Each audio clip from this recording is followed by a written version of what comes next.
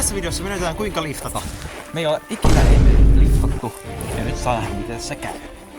Eka vaihe on, ettiin joku hyvä paikka, mistä me jättäisiin kyytiin. Me näytettiin hyvä pysäkki. Antas pysäkillä nyt. Me näytetään peukkuun jokaiselle vastaan tulijalle.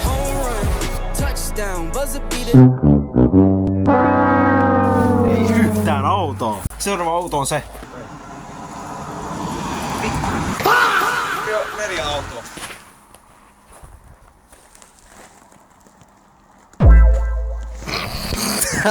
Hittaako nyt se todellisuus meitä? Tää on vähän semmonen epävarmuus, että ottaako kukaan se meitä kyytiin. Ei riitä mitään pahvilaatikkoa, me ollaan niin proota. Me ollaan niin proita. Mä ajattelin, että niinku se on niinku lähestyttävämpää, kun me ollaan semmonen kyyti, että me ollaan semmosia niinku hauskoja, että me oikein... Kuka jätä meitä kyytiin? Kattokaa meitä. Ollaanko me liian synkkiä? Tässä on mennyt mun äiti. Oikeesti? Joo, meni mun äiti. Sekään ei ottanut, sun oma äiti. Miltä tuntuu kun oma äiti jota kyytiin?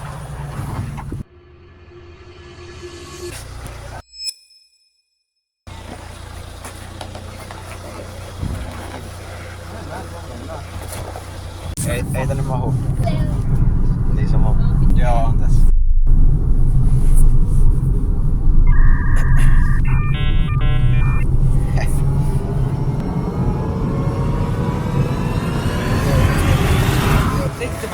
Kilometriä ja Hyvinkäällä.